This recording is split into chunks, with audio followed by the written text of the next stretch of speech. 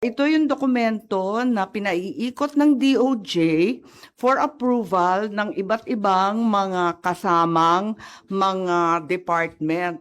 At ang tinutukoy nito, ang sinasabi, ito yung framework layer by layer, revised configuration.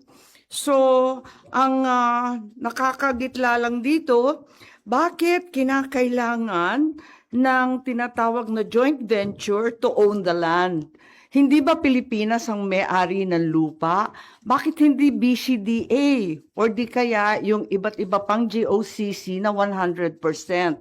Nakakakaba ang nakasulat dito dahil kahit sabihin pa nila na 60-40 yung joint venture sa land ko at 60% yung Pilipino, yung 40% halos may-ari na ng lupa. Nagiging master tenant siya at siya na ang mamamahala sa pagpapatakbo nitong special eco zone.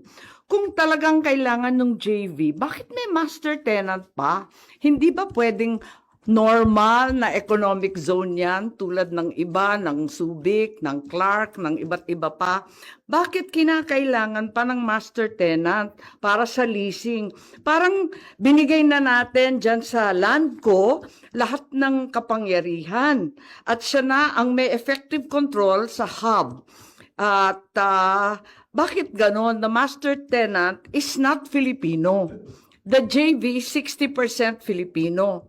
Bakit tini-turn over natin ang control sa mga dayuhan? 1,619 hectares, hindi na ito Pilipinas. Land ko property na to for 99 years. So kahit sabihin nila na pumapayag at nasa batas natin na may 99-year lease at pwede naman yung lease sa ating sa konstitusyon, nakakakaba pa rin dito sa tinatawag nilang Layer 4 governance na magkakaroon ng joint zone authority and committee. Ito, makikita natin na lahat ng desisyon ay gagawin ng committee. Lahat ng desisyon tungkol sa mga leasing, sa management, at iba pa. So nakakapagtaka din kung paano makukuha ng JV yung 60% ng lupa. Alalahanin ninyo, 60% to ng 1,619 hectares, libre. Bakit hindi bibilhin?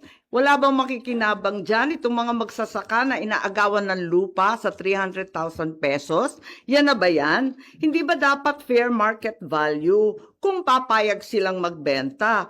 Pero nakita naman ninyo, sa kanila, mas mahalaga ang lupa at ginintuan talaga.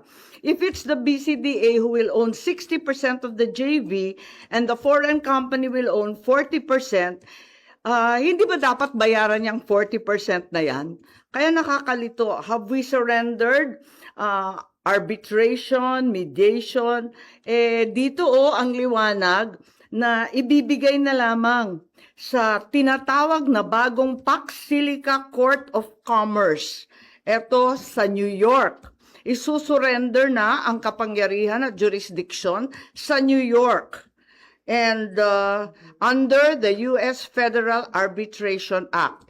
Hindi po ako tutol sa Pax Silica, liliwanagin ko. Inaasahan natin at kailangan natin ang investment, higit sa lahat sa high-level manufacture. Gustong-gusto natin pumasok ng AI at talagang makakatulong sa Pilipinas kapag nagkaroon ng libo-libong mga trabaho tulad ng ipinangako ng SONA.